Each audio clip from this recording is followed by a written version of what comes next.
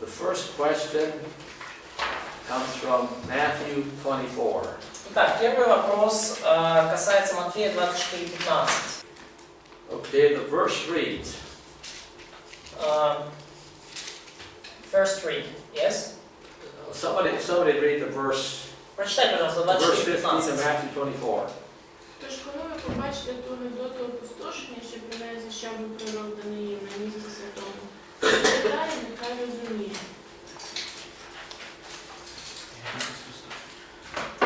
Okay, and that's a quote from Daniel 9:27. И это цитата из Даниила 9:27. Let me get there just a minute on this other version. Okay, yesterday's class I probably did not give you enough direction on this first question. И вчера скорее всего, я не дал вам достаточно направления для этого первого вопроса. So we're going to go through it in class, and you can make notes and include it in your assignment. И поэтому мы сейчас пройдем это в классе, вы сможете это включить в свои заметки и позже добавить в свои письменные работы. If you go back to the beginning of the chapter, если вы возвращаетесь к началу главы,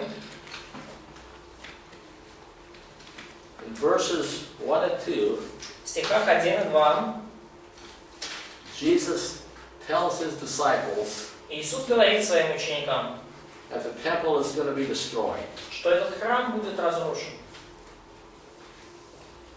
And then as they proceeded up the mountain, И дальше они, когда они поднимаются, приступают к нему на гору, the disciples ask him, ученики спрашивают его, when shall these things be? скажи нам, когда это будет. And then let them read the rest. And then read the rest. Let them read the rest of that verse. Да, и прочитайте, пожалуйста, окончание этого стиха. Скажи нам, коли станеться це, яка буде ознака приходу Твого і кінця віку? So they read about the sign. Okay, can they ask him a question about the sign? Да, то есть они ему задают вопрос о знаке, знамении. Okay. The sign for what? Признаки чего? What?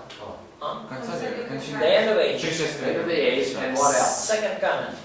And his second coming. Да. Okay. Конца века. In the minds of the disciples, В сознании у учеников the end of the age and the coming of the Messiah is probably one event. конец века и пришествие Мессии – это фактически одно событие. But in answering their question, Но отвечая на их вопрос, Christ will reverse the order. Иисус немножко поменяет порядок. In other words, he will first give them the sign for the end of the age. Иными словами, Он сначала даст им знак конца века. And then he will give them the sign for his coming. И далее Он даст им знак своего прихода. So there are really two signs in this chapter. Фактически в этой главе мы видим два знака или признака. Okay? And we will kind of summarize the text to show you the signs. И мы немножко суммируем этот текст, чтобы показать вам вот эти знаки, признаки. Okay, different Bible scholars will probably have different interpretations of this chapter. И различные исследователи Библии, возможно, имеют различное толкование этой главы. But my understanding is that there are three periods of time involved in this answer. Но мое понимание в том, что вот в ответ Христа включаются три периода времени. There is first of all the present time, which takes us down to verse 24, verse 8. В первую очередь это настоящее время, и это нас приводит к 8 стиху. So somebody read verse 8. This is the time marker. Прочитайте, пожалуйста, вот 8 стих, и это вот такая временной маркер, временной знак. 8 стих. Что же это начало болезни? Okay. So he calls the first period of time the beginning of sorrows. Мы в 24 главе, и 8 стих говорит о том, что вот это будет начало болезни. The way I interpret this passage, the beginning of sorrows are the events mentioned here that occur between the first advent and the beginning of the tribulation. И начало болезни или скорбей я понимаю как начало периода между первым пришествием Христа и периодом Великой Скорби. And these events do not answer the question concerning the sign. И этот ответ, и эти события не отвечают фактически на вопрос о знаках, о знамениях, не связаны с этим. These events are things which people may interpret as signs. И эти события дальше здесь люди могут толковать как знаки. But Christ does not intend these to be signs. Но Христос не намеревался их показывать, представлять как знаки. Okay. So do you mean that this age of sorrows is an age in which we are living now? Right. Да, то Right. есть Yeah. период вот этих скорбей или болезней – это период, в котором мы живем сейчас. От первого пришествия до Великой Скорби. Okay. Now, verse 9 Стих 9 through verse 12 и до 12. is what I see as the first part of the tribulation. So, Это вот то, что, я так понимаю, будет в первой части Великой Скорби. those verses are short enough. Let somebody read them. Давайте кто-то прочитает с 9 по 12. На муки тоді видаватимуть вас, і вбиватимуть вас, і вас будуть ненавидіти всі народи за іменем моє. І багато хто в той час спокусяться, і видавати один одного будуть, і один одного будуть ненавидіти. Повстане багато фальшивих пророків, і зведуть багатьох, і через розріст беззаконства любов багатьох охолоне. And I probably had them stop a couple verses short, so read verses 13 and 14. И прочитайте, пожалуйста, еще несколько стихов, 13 и 14. Претерпевший же до конца спасется, и проповедано будет сие Евангелие Царствия по всей вселенной, на свидетельство всем народам, и тогда придет конец. Okay, so verse 14 talks about the coming of the end. И стих 14 говорит о приходе конца. But the end will be the second half of the tribulation. Но конец-то придет во второй половине Великой Скорби. And what sign marks the beginning of the end? И какой знак, какое знамение указывает нам на начало конца? Мерзость запустения. This abomination of desolation, verse 15. Well, now, Abomination of desolation. abomination, desolation, okay? Да. And let's go back to Daniel for just a minute. И давайте к книге Даниила обратимся буквально на минуту. 9 глава. Begin with, let's see, begin with verse 26. Начнем давайте с 26 стиха. По какой статье? Там всего два. После 62 раз по 7 лет помазанник будет предан смерти, и у него ничего не останется. А народ вождя, который придет, разрушит город и святилище. Его конец придет подобно наводнению, и до конца предустановлена война и опустошение. А он заключит прочный союз со многими на 7 лет, и на 3,5 года заставит прекратить жертву и приношение. а вместо них на крылья святилища будет опустошающая мерзость, пока предустановленный конец не изольется на опустошителя.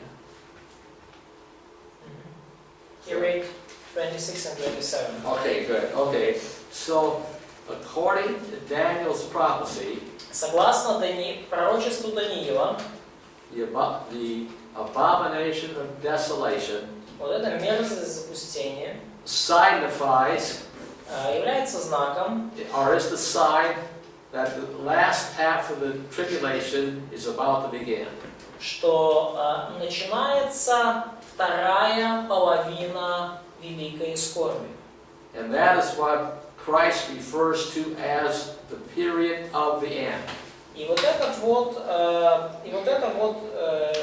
же самый знак Иисус использует, когда говорит, что о вот этом периоде конца. Yeah. So the end is going to be a 3.5-year period of time. То есть вот этот конец фактически будет длиться 3,5 года. Not a single event occurring in, instantaneous. Ну, и это не какой-то один момент, не какое-то одно событие, которое случается неожиданно. Okay. Ну, Then back to Matthew. Возвращаемся назад к Евангелию от Матфея. Okay. Verse 15 Стих 15. on to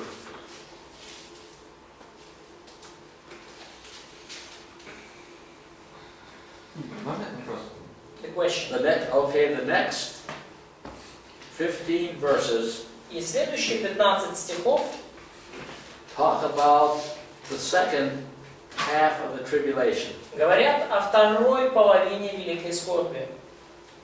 And there's going to be all kinds of false prophecy taking place. И будут в это время всякого рода уже пророчеств. And there's going to be, and these false prophecies are going to tell people where they can find the Messiah. И эти уже пророчества будут говорить людям о том, где им найти Мессию. But they're all lies. Но они все лгут.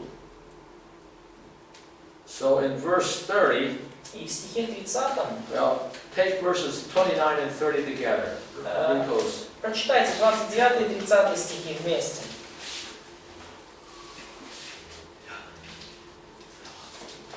І зараз по скорботах тих днів сонце затьмиться, і місяць не дасть свого світла, і зорі попадають з неба, і сили небесні порушаться.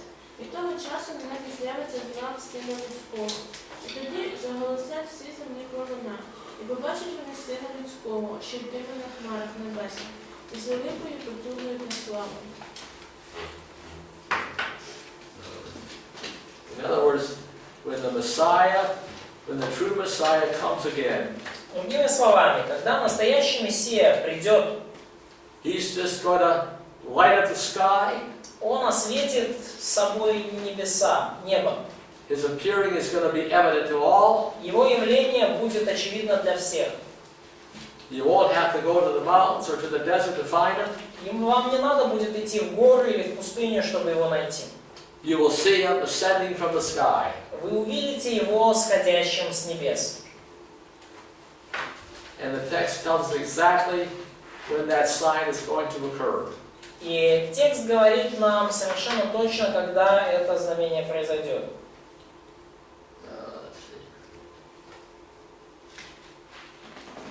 Let's see. It's immediately after the tribulation of those days. После скорби дней тех There will be a universal blackout. будет всеобщее вселенское затмение. The sun will be darkened. Солнце померкнет. There will be no moon shining. Больше не будет лунного света. There will be no star shining. И не будут светить звезды. And then the Messiah will come and he will lighten up the sky all around, as far as you can see. И Мессия потом придет и зажжет небеса так далеко, как вы только можете видеть. So, Now that we've gone through the chapter, Ну вот мы как бы так прошли через what главу. is the significance of quoting Daniel 9:27? Итак, в контексте главы, в чем значение цитирования Даниила 9:27? Объясните знак начала. So, to explain the sign of the beginning. At the Or beginning the beginning of the... of the Начало end. чего? Первой части. Yeah, of the end or the beginning of the second part of tribulation period. That's right, exactly. Да. То есть значение в том, что объяснить начало второй части периода Великой Скорби, либо начало конца. Потому что конец это вот как раз вторая часть Великой Скорби. Okay. Можно вопрос? Question. Тут в этой 24 главе Иисус обращается к ученикам, да, к In апостолам. chapter 24, Jesus addresses his disciples, the apostles. Вот, и так получается, что он как бы подразумевает, что эти события могут застать их. То есть они могут это переживать. It seems like he assumes that these events could occur with them, so they could be eyewitnesses of it. Вот как бы, поэтому вопрос. Ну, So, потому что как бы, вопрос в чем? как может я неправильно, я понимаю, что должно быть восхищение. Is it right understanding? So of course, we know that there should be a rapture. Конкретно апостол он не может застигнуть это событие, So учеников. so probably apostles cannot be the eyewitnesses of these events of the last days. That's correct. Да. So, it's kind of Okay. seems like that Jesus assumed that they could be eyewitnesses. But they have recorded this discourse so that those who are alive at that time will be able to understand it. То есть, но они записали эту беседу для того, чтобы те, кто будут живы в эти дни, смогли понять. То есть это не обязательно подразумевается сами ученики, да? So it's not implied that the disciples are general auditorium of this message.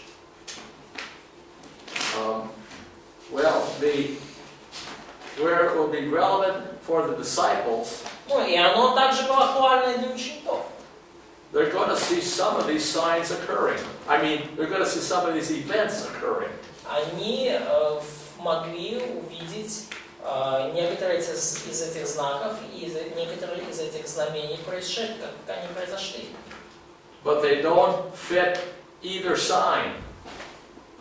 They don't fit the sign of Daniel. They don't fit the sign of the coming of the Messiah. Да, но они, понятно, не могли застать вот это знамение с Даниила и знамение прихода Мессии. Ну, так же самое и мы. I mean, even Мы-то как раз можем сказать. today, when people look at all the problems going on in the world, Даже сегодня, когда некоторые люди смотрят на проблемы в мире, they'll say, these are the signs that the end is close. они говорят, что это знамение того, что конец близок. Now, I don't know what they mean by close, Ну, а я не знаю, что они называют близок, but these are not the signs that we have in Matthew 24. но это не те знамения, которые у нас тут в Матфея 24. There's a lot of events which are not signs. Много событий, которые не являются знамениями. So in other words, we have a lot of information which are not part of the signs, Иными словами, это у нас много информации, которая не является частью знамений. in order that Christians will not be misled. Ну, и это для того, чтобы эта информация придана для того, чтобы христиане не были сбиты с толку. Now the generation that's alive during the time of the tribulation, Но вот поколение, которое будет живо во время периода Великой Скорби, this course will be particularly relevant. вот для них эти строчки будут очень актуальны. Конкретно для них будут написаны. But for us who are alive today, Но для нас, тех, которые живы сегодня, we can know where we're living in relationship to this discourse. и мы не живем, вот, скажем так, в прямой связи вот с этим. And none of the things which we see going on in the world today И ничто из того, что мы видим в мире сегодня, are a sign of the rapture of the church. не указывает, не является знаком восхищения церкви, признаком восхищения церкви. Now there is one how do I want to say it? There's one thing that I keep on paying close attention to, but we can't put a timetable on it. Но есть одно событие, на которое я, скажем так, которому я уделяю серьезное внимание, но мы опять же не можем ему приписать, его разложить по полочкам. And that is the return of Jews to the land of Israel. То есть вот это возвращение Израиля в свою обетованную землю, возвращение евреев в землю Израиля. Because we know there's going to be a lot of Jews present in the land of Israel when the tribulation period begins. Мы знаем, что много евреев будут в Израиле, на территории Израиля в момент, когда начнется период Великой Скорби. But that return to the land has been going on for decades, if not for the last century.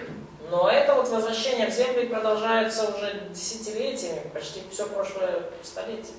In fact, even going back to the beginning of the church age, there's always been some Jews in the land. И даже когда мы возвращаемся к периоду начала первой церкви, всегда какие-то евреи были в той земле. But probably in the past half a century, we've seen more Jews than ever return to the land. Но за время последних 50 лет мы увидели, что больше евреев, чем когда бы то ни было, вернулись в землю. And based on Ezekiel 37, that is significant to me. И на основании Иезекииля 37 главы для меня мне это кажется важным. But we can't do any dating. Но мы не можем представить, сказать, что вот будет какой-то конкретный день. Мы не можем просчитать. I mean, that could occur for another decade. It could occur for several decades. Это может случиться в течение ближайшего десятилетия, может быть, несколько десятилетий, никто не знает. Okay. Well, So, can I ask you a question? let's quick do another question here. Давайте к следующему вопросу перейдем. Oh, okay. Did that answer your question? You had a question, Sir Ray. Has your question been answered? У тебя был вопрос, Сергей. Это я ответил на него? Okay, okay. Okay, why does Matthew quote Zechariah 9:9 in chapter 21, verse 5? Второе. Почему Матфей цитирует Захарию 9:9, Матфея 21:5? Это исполнение пророчества. So, it is fulfillment of the prophecy. What do you say? It is the fulfillment of prophecy. Yes. Частично. The partial fulfillment of prophecy. Another fulfillment of messianic prophecy. Да, еще одно исполнение мессианского пророчества. So that really is I would say, a single fulfillment of messianic prophecy. И я думаю, что вот это вот как раз таки одиночное исполнение мессианского пророчества. Такой яркий пример. Let's look a little further in this text. Давайте немножко ниже в этом тексте посмотрим. In Matthew Zechariah. Look at verse 9. Давайте 9 стих посмотрим. Там говорится о втором пришествии. 9 стих 21 главы. Да? Нет, 9 стих. Я думаю, Захарий. 9 стих. Verse 9 of Matthew. Of 21, yeah. Verse 9. 21:9. First of all, read the verse and then I'll comment on it. Прочитайте, пожалуйста, Матфея 21:9, и я прокомментирую потом. А народ, що йшов перед ним і позаду, викрикував, кажучи: «Осанна, сину Давидовому, благословений, хто йде в Господнє ім'я, Осанна на висоті».